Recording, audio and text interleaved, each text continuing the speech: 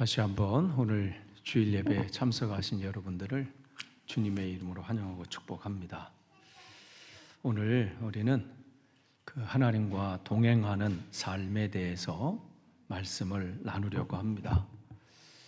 우리가 성경을 읽을 때 또 에녹을 소개할 때 이렇게 말합니다. 에녹은 하나님과 동행하다가, 또 노아를 소개할 때도요, 노아는 하나님과 동행하는 사람이었다. 이 말씀을 읽다 보면 이런 생각이 들 때가 있습니다. 나는 언제 저런 사람들처럼 하나님과 동행하게 될까? 에녹처럼, 노아처럼 하나님과 가까이 사는 삶은 왜 나에게는 멀게 느껴질까? 나는 하나님을 믿는다고 하는데 왜 하나님이 가까이 느껴지지 않을까? 신앙생활 하면 할수록 힘이 나야 되는데 오히려 나는 안 되는 것 같아서 힘이 빠진다. 아마 이런 마음을 지금도 가지고 계신 분이 계실 거 있고, 또 예전에 가지셨던 분도 있으실 겁니다. 특별히 신앙생활 하신 지 얼마 되지 않은 분들은 더욱 그럴 거예요. 오히려 어쩌면 또 그럴 수도 있죠. 신앙생활을 오래 한 것 같은데 또 이런 마음이 여전히 우리 한구석에 또 있기도 하고요. 다른 사람은 다 하나님을 잘 만난 것 같은데 나는 잘 모르겠습니다. 이렇게 질문할 수도 있죠. 나는 기도해도 모르겠고 예배 드려도 감동이 적은데 혹시 나는 믿음이 없는 사람인가요? 이런 생각이 드실 수도 있습니다. 그런데 그런 마음 때문에 여러분이 실망하시거나 낙심하지 않기를 원합니다. 왜냐하면 하나님은 원래 영이시기 때문에 육신의 눈으로 보거나 붙잡히시는 분이 아닙니다. 그래서 하나님이 안 보이신다고 해서 하나님이 안 계신 것도 아니고, 하나님이 만져지지 않는다고 해서 하나님이 멀리 계신 것도 아닙니다. 우리가 흔히 하는 그 예화로 공기를 보신 적이 없잖아요. 바람을 손으로 붙잡으신 분도 없지요. 그러나 우리는 압니다. 공기가 있다는 것도 알고 바람이 분다는 것도 압니다. 왜요? 그 영향과 그 움직임을 알기 때문에 그렇습니다. 마찬가지예요. 하나님은 눈으로 보는 방식으로 만나는 분이 아닙니다. 하나님은 우리 안에 찾아오시고 말씀으로 일하시고 성령으로 함께 하시고 사랑의 순종 속에서 자신을 드러내시는 분이십니다. 그래서 예수님께서 바로 그 말씀을 하시는 거예요. 오늘 14장 21절 후반에 나도 그 사람을 사랑하여 그에게 나를 드러낼 것이다. 이 말은 무슨 뜻인가요? 주님께서 사랑하는 자에게, 순종하는 자에게, 주님을 사모하는 자에게 내가 너와 함께 있다는 것을 알게 하겠다는 뜻입니다. 그러니까 오늘 이 설교를 통해서, 오늘 이 말씀을 통해서 붙들어야 할 핵심은 이겁니다. 하나님과 동행한다는 것은 어떤 특별한 신비한 체험을 하는 것이 아니라 예수님을 사랑하고 그 말씀 안에 머물고 성령님의 인도하심에 따라서 이웃을 사랑하는 것입니다. 그래서 오늘 저는 이 본문 말씀을 세 가지로 나누어 살펴보고자 합니다. 첫 번째는 하나님과의 동행은 눈에 보는 것보다 하나님의 계심을 믿고 사는 것입니다. 사람들은 하나님과 동행한다 그러면 어떤 특별한 체험을 먼저 떠올립니다. 환상을 본다든지, 어떠한 특별한 소리를 듣는다든지, 아니면 기도할 때, 아니면 어떤 상황에 특별한 감동이 온다든지, 뭔가 초자연적인 그런 경험이 있어야 내가 하나님을 만났어. 그렇게 많은 사람들이 간증도 하기도 하고요. 그러다 보니까 그런 것을 볼 때마다 왜 나는 저렇게 안 되지? 왜 나는 저런 게 뭐 찌릿함도 없고 뭐 하늘에서 누구는 불인지 물인지 뭐가 내렸다는데 나는 뭐 그런 것도 없고, 그럴 때마다 세월은 점점 가서 신앙생활이 5년, 10년, 20년 되면 어떻게 해요? 자신이 초라하게 느껴져. 내가 뭐 잘못했나? 나는 뭔가 문제 있나? 이렇게 위축되기도 합니다. 물론 하나님은 때때로 강한 그러한 경험을 주시기도 합니다. 그러나 하나님과의 동행의 본질은 거기에 있지 않습니다. 오늘 본문 16절과 17절에요. 내가 아버지께 구하겠다. 그리하면 아버지께서 다른 보혜사라는 것은 돕는 자, 변호인 이런 뜻이에요. 너희에게 보내셔서 영원히 너희와 함께 계시게 하실 것이다. 그는 진리의 영이시다. 여기서 예수님은 성령님을 말씀하십니다. 그러니까 보혜사를 성령님이다 이렇게 다른 곳에서 얘기하고 있는데, 예수님께서 하늘로 올라가신 후에 제자들은 혼자 남겨진 것처럼 느꼈습니다. 야, 이제 우리 혼자인가? 어떻게 해야 되지? 그런데 주님은 그 제자들이 혼자 남겨진 것처럼 느껴지지 않도록 하기 위해서 그 성령님, 돕는 자, 그를 이끄는 그 성령님을 보내주신다고 말씀을 하셨습니다. 그리고 오늘 본문 14장 18절에는 친절하게 이렇게 말씀하십니다. 나는 너희를 고아처럼 버려두지 아니하고 너희에게 다시 오겠다. 이 말씀이 얼마나 큰 위로가 됩니까? 주님은 우리를 홀로 버려두시는 분이 아니십니다. 그러니까 예수 믿는 사람은요, 혼자 사는 사람이 아니에요. 세상 사람들은 몰라도 우리 믿는 사람에게는 성령께서 계십니다.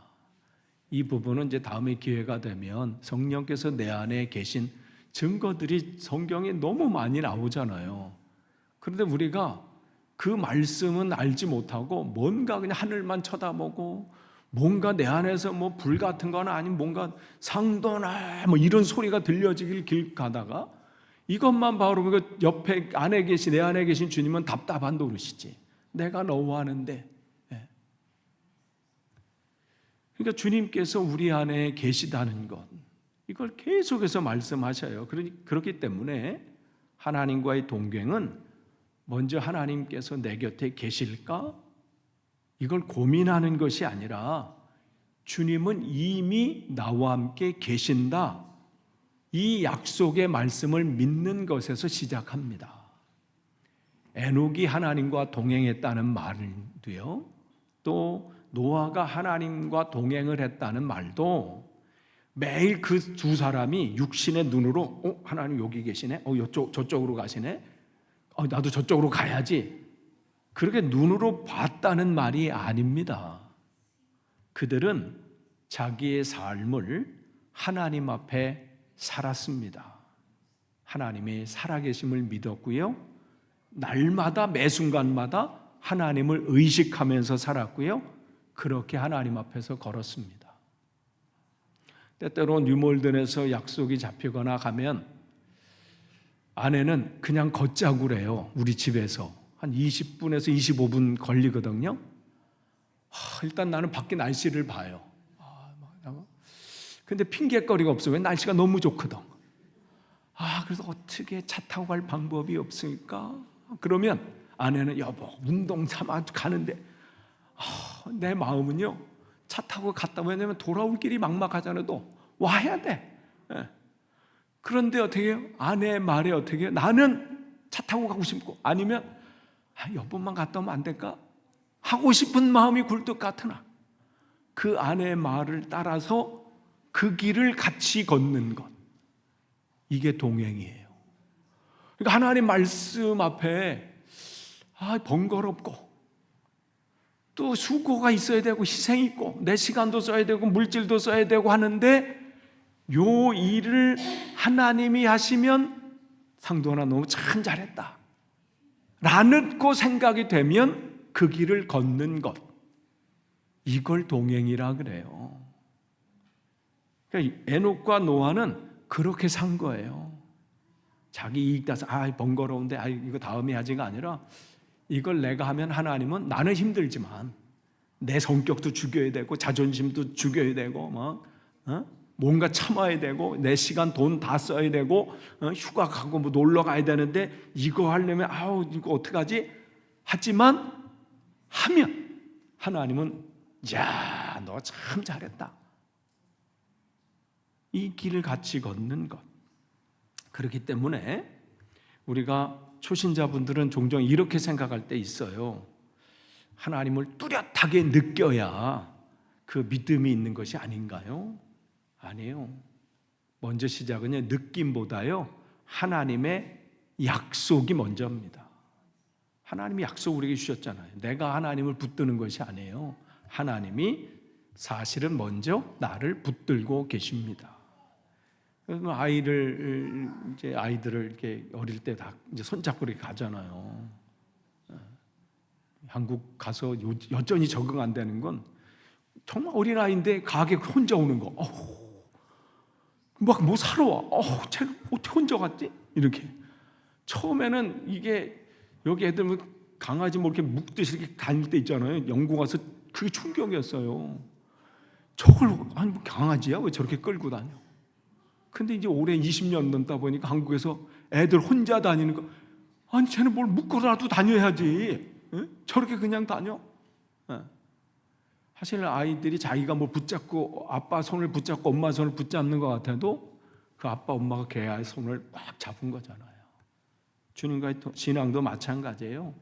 내 믿음이 완벽해서 하나님이 나를 붙잡고 계신 게 아니에요.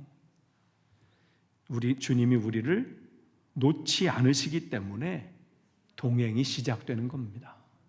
그렇기 때문에 사랑하는 성도 여러분, 하나님과 동행하시고 싶다면 먼저 내가 너를 놓지 않는다, 내가 너를 고아처럼 버려두지 않는다, 이 말씀을 믿으셔야 돼요.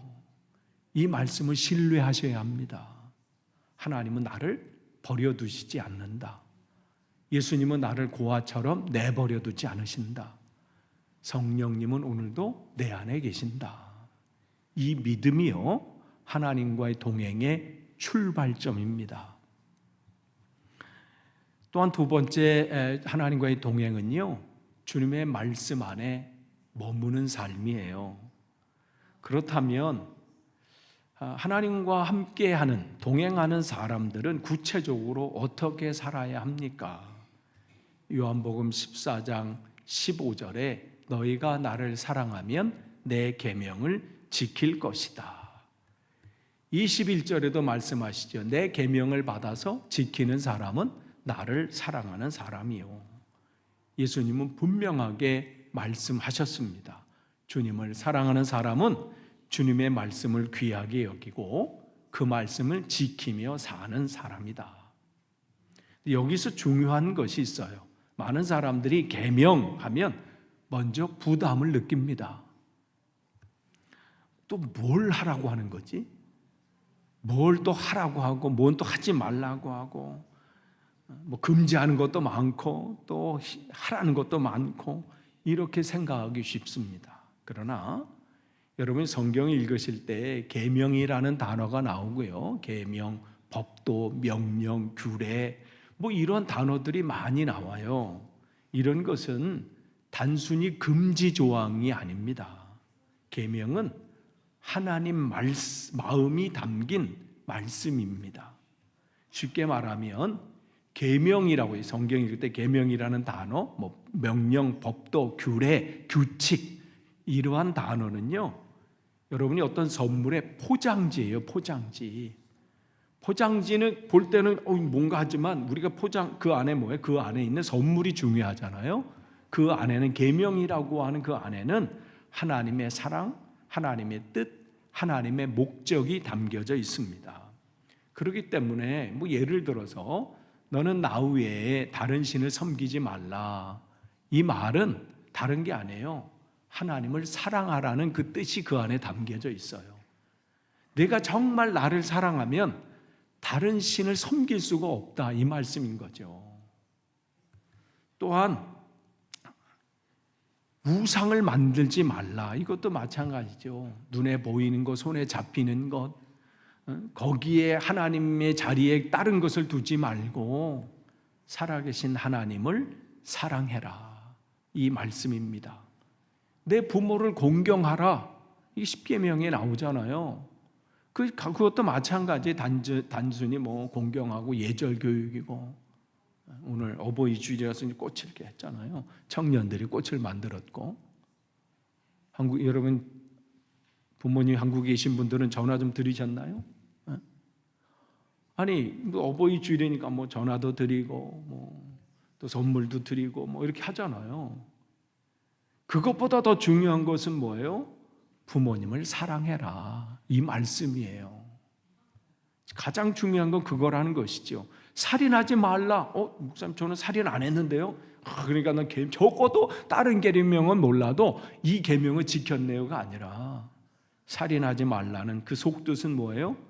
그것도 사랑하라는 거예요. 누구를? 그 영혼을 사랑하라는 거예요. 그러니까 이 계명의 모든 것은 사랑이에요. 진짜 물리적으로만 살인 안 했지 우리가 말로 생각으로 뭐 얼마나 살인과 뭐 별거 다 하지 않습니까? 결국은 사랑하라는 거예요. 거짓 증언하지 말라. 이것도 사랑하라는 거예요. 간음하지 말라. 이것도 뭐예요?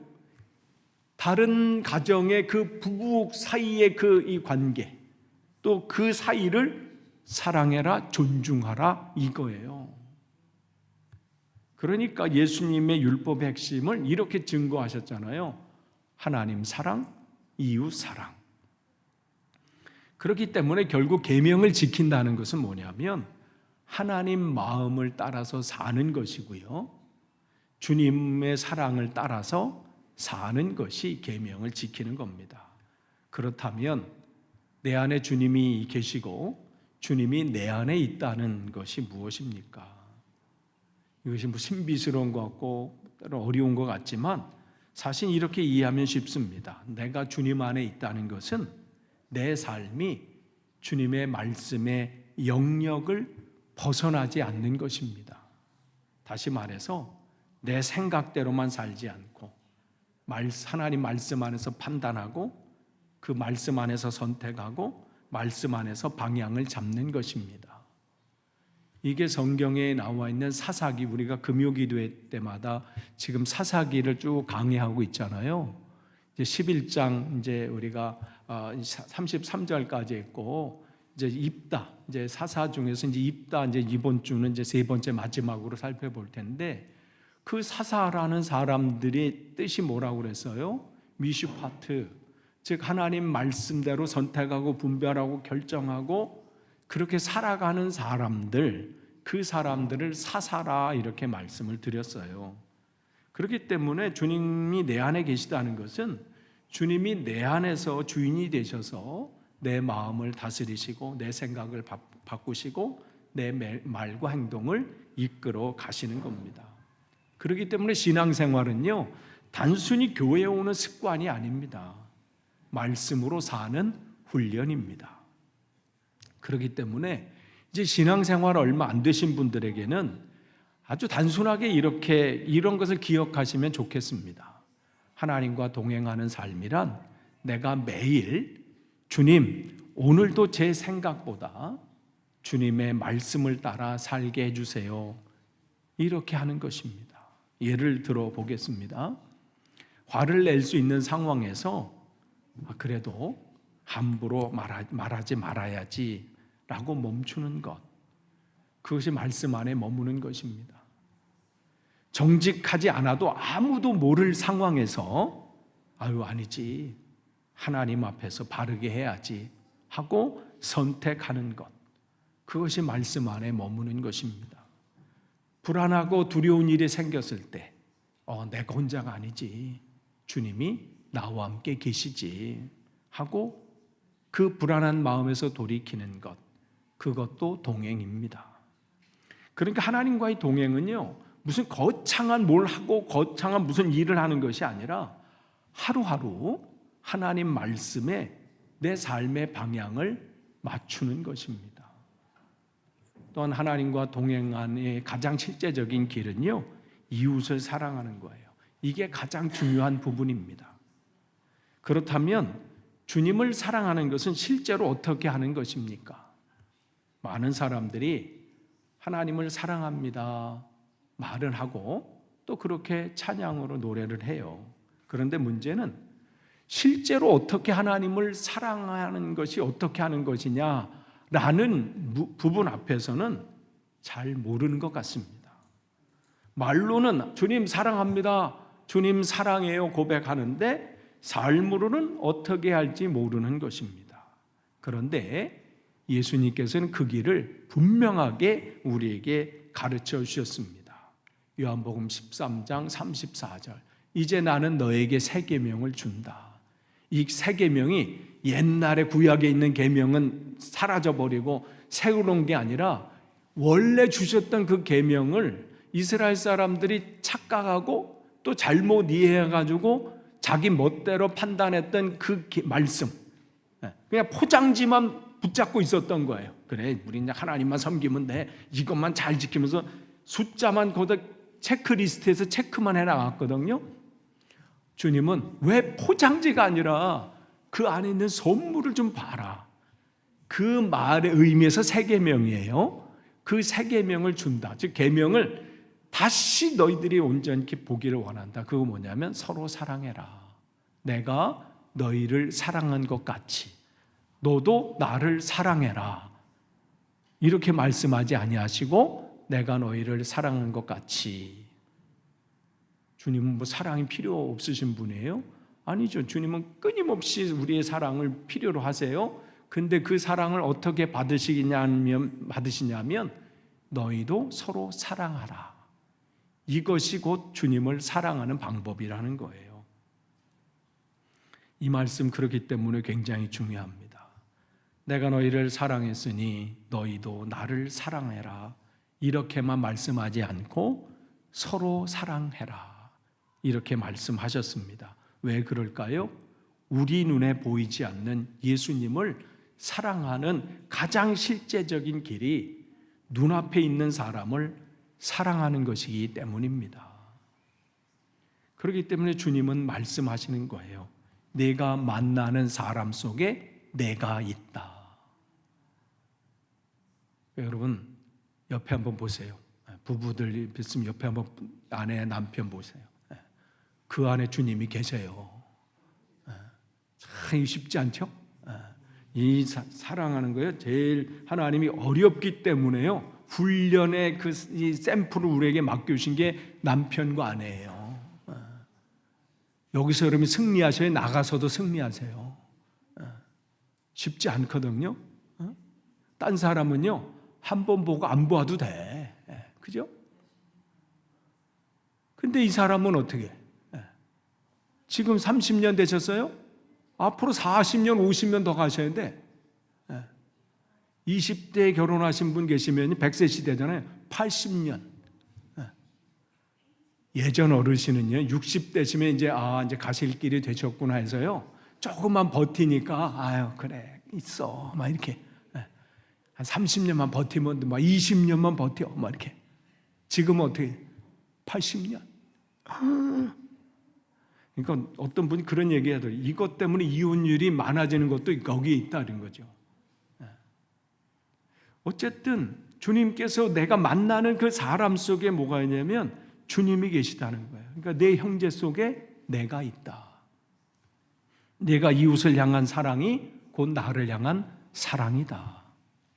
이거 참 중요합니다. 왜냐하면 우리는 자꾸 하나님의 사랑을 추상적으로만 생각을 합니다. 하나님 사랑합니다. 주님 사랑합니다. 주님 사랑해요.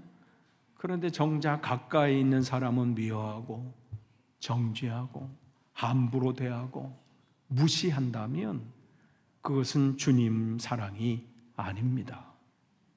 예수님은 사랑을 아주 실제적인 자리로 가져오십니다. 남편과 아내를 사랑하는 것, 부모와 자녀를 사랑하는 것, 교회 식구를 사랑하는 것, 직장 동료를 사랑하는 것, 불편한 사람을 함부로 대하지 않는 것, 나와 다른 사람을 존중하는 것, 힘든 사람을 돌보는 것, 이것이 다 주님을 사랑하는 길입니다. 여기서 중요한 것은 상대가 사랑받을 만한 사람이어서 사랑하는 것이 아니라는 거예요. 예수님께서 우리를 사랑하신 이유가 무엇입니까? 우리가 완벽해서입니까? 한 점 부끄러움이 없어서입니까? 우리가 주님께 뭔가 대단한 것을 드려서 주님께서 우리를 사랑하십니까? 아닙니다. 우리는 사실 받은 사랑이 더 큽니다. 해드린 것이 부족한 것이 더 많습니다. 그런데도 주님은 우리를 사랑하십니다. 왜입니까? 우리가 하나님의 자녀이기 때문에 그렇습니다. 여러분이 어린 자녀를 향한 그 마음 속에서 우리는 주님의 사랑을 조금 맛볼 수 있는 거예요. 그래서 주님은 말씀하십니다. 내가 너희를 사랑한 것 같이 너희도 서로 사랑해라. 이것은 상대가 내 마음에 들어서 사랑하라는 말이 아닙니다. 상대가 잘해주니까 사랑하라 이 말도 아닙니다. 그 사람 안에 하나님이 일하실 수도 있고 그 사람 안에도 하나님이 사랑하시는 생명이 있으니 사랑하라는 말씀입니다. 이것이 바로 하나님과 동행하는 실제적인 훈련입니다. 그렇기 때문에 이번 주에 여러분이 누구를 만나시든지 이 사람도 하나님 앞에 있는 사람이다. 주님이 이 사람도 아신다. 내가 이 사람을 함부로 대하면 안 된다. 내가 이 사람을 사랑으로 대해야 되겠다. 이렇게 사는 훈련입니다. 이게 교회에서만이 아니라 여러분이 예배를 드리고 밖으로 나가는 세상 속에서부터 시작입니다. 가게에서 만나는 사람, 직장에서 만나는 사람, 학교에서 만나는 친구, 가정에서 매일 보는 식구들, 내 성격과 맞지 않는 사람들까지도 주님 앞에서 그들을 바라보는 훈련이 필요합니다. 물론 쉽지 않습니다. 그래서 영성 훈련이란 이름을 쓰는 거예요. 거저 되는 거 아니라 그래서 훈련이에요. 사랑은 저절로 되지 않습니다. 말씀대로 사랑하는 것도 저절로 되지 않습니다. 그래서 매일 훈련해야 돼요. 50이 넘어가면 근육량이 많이 빠지잖아요. 그러면 내버려 두나요? 애써서 그걸 채우려고 훈련하잖아요. 육체 건강도 그렇게 우리는 훈련합니다. 근데 영적인 여러분 근육은 지금 어떻습니까? 영적인 근육량이 지금 떨어져 나가고 있는데 여러분 그것을 어떻게 지금 지키고 계십니까? 아침에 여러분 일어나셔서요, 주님, 오늘 제가 만나는 사람들을 주님의 눈으로 보게 해주십시오. 이렇게 여러분 기도하십시오. 누군가를 만날 때 주님, 이 사람을 함부로 대하지 않게 해주십시오. 이렇게 또 속으로 여러분 기도하십시오. 주님, 제가 지금 제 말이 아니라 주님의 마음이 내 입을 통해서 나오게 해주십시오. 이것이 바로 주님과 동행하는 훈련입니다. 주님은 이렇게 순종하는 사람에게 자신을 드러내십니다. 오늘 놀라운 약속이지요. 나도 그 사람을 사랑하여 그에게 나를 드러낼 것이다. 나를 사랑하고 내 말씀을 소중히 여기고 그 말씀대로 살기를 힘쓰는 사람에게 주님은 내가 나를 그에게 드러내겠다 약속하십니다. 드러낸다는 말은 반드시 눈으로 보이게 이렇게 보여주신다 이런 뜻이 아니라 어느 순간 주님이 정말 살아계시는구나. 어느 날 내 안에 주님께서 계셔서 내 기도를 들으시는구나. 정말 주님이 나와 함께 계시는구나. 이것을 알게 되는 순간이 온다는 것입니다. 그때 사람은 달라집니다. 환경이 바뀌지 않고 문제가 한순간에 사라지지 않아도 그 마음속에 평안이 찾아옵니다. 사랑하는 성도 여러분, 신앙의 기쁨은 세상이 주는 기쁨과 다릅니다. 신앙의 기쁨은 형편이 좋아서만 오는 것이 아니라 주님이 나와 함께 계신다는 사실을 알 때 오는 기쁨입니다. 오늘 그렇기 때문에 하나님과의 동행은 여러분 이렇게 시작됩니다. 오늘 말씀을 마치기 전에 특별히 이제 신앙생활을 익숙하지 않고 이제 신앙생활을 이제 시작하신 지 얼마 안 되신 분이 있다면 그분들을 위해서 제가 쉽게 정리를 합니다. 하나님과의 동행은 어렵게 시작되는 것이 아닙니다. 여러분 매 순간 매일 아침이요 하나님을 마음에 모시겠다고 고백하십시오. 주님, 오늘도 제 안에 계셔 주십시오. 제 마음의 주인이 되어 주십시오. 제가 오늘 주님 없이 살지 않게 해 주십시오. 이 짧은 기도가 동행의 시작입니다. 두 번째, 성경을요 조금씩이라도 읽고 여러분이 붙드십시오. 성경을 많이 읽어야만 동행하는 것이 아니에요. 물론 말씀의 맛을 알게 되면 점차 양이 늘어갈 수밖에 없어요. 왜냐하면 그 안에서 하나님의 그 신비한 것을 알기 때문에 그렇죠. 근데 이제 신앙생활 이제 시작하시는 분들, 얼마 안 되신 분들은 부담이 있잖아요. 나는 얼마큼의 그냥 한 절이라도 두 절이라도 읽고 주님, 오늘 요 짤막한 요 한 절, 요 말씀대로 또 하나님 살게 해 주십시오. 이렇게 기도하시면 됩니다. 그러니까 양보다 방향이에요. 그러니까 매일매일을 내가 이런 방향으로 내가 살겠다. 그렇게 습관을 들이시는 것이죠. 그래서 계속 말씀을 읽고 나아가는 게 중요합니다. 세 번째, 사람을 대할 때 주님을 의식하십시오. 여러분 오늘부터 누구를 만나시든지 간에 지금 내가 남편이나 아내에게 또 내 오는 손님들이나 내 친구들에게 하는 이 말 한마디를 주님도 듣고 계신다. 이거 여러분 기억하셔야 돼요. 내가 이 사람을 대하는 태도를 주님도 지금 보고 계신다. 이 사람을 사랑하는 것이 주님을 사랑하는 것이다. 의식하시는 거예요. 이게 훈련입니다. 그래 여러분이 영적인 근육이 생겨서요 웬만한 사단의 공격할 때도 물리쳐요. 근데 근육이 없으면 어떻게 해요? 뭐가 그냥 스쳐 맞은 것도 아니야. 옆으로 지나갔는데 자빠져. 근육이 없어서 의식하세요. 이 훈련 정말 중요합니다. 그리고 마지막으로요, 여러분 완벽하려고 하지 마시고요, 계속 주님께로 돌아오십시오. 신앙생활하다 보면 넘어질 때가 계세요. 나는 신앙생활에 안 넘어져. 목사도 자빠져요. 그 자빠지는 거 보고 실망하시면 안 돼. 교회에 갔더니 권사님도 자빠지고 집사님은 더 자빠지고 이거 보고 실망해서 교회가 그런데요. 여러분 병원 가면요 다 품문만 계신 것 같아. 그냥 한국 가니까 이렇게 병원이 많은지. 길거리 갈 때 카페 아니면 병원이야. 그럼 거기 가서 여러분 낙심하시나요? 이 병원 갔더니 병자만 있어가지고 나는 못 가겠어. 교회는요 새롭게 하려고 몸부림치는 사람이 오는 거라요. 넘어지는 분 많고요, 아직 안 고쳐가지고 왜 저 사람 저러지? 그런 분도 많고. 이걸 알고 시작하셔야 돼요. 병원은 아픈 분이 많다. 이걸 알고 가는 것처럼 교회는 아픈 분들 많다. 그렇지만 어떻게 해요? 신앙생활하면 넘어질 때도 많고 사랑하지 못할 때도 있잖아요. 말씀 보고 그랬지, 주님이 말할 때 이 인간 앞에도 주님이 듣고 계신다. 그때 어떻게 해요? 이 인간만 보이잖아. 그때는 주님은 안 보이잖아. 그렇다고 해서요, 여러분 나는 안 돼, 포기하지 마세요. 화날 때도 있지요. 믿음이 흔들릴 때도 계십니다.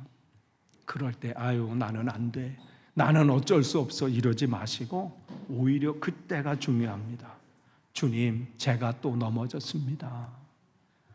그래도 주님 저를 버리지 마시고 저를 다시 붙들어 주세요.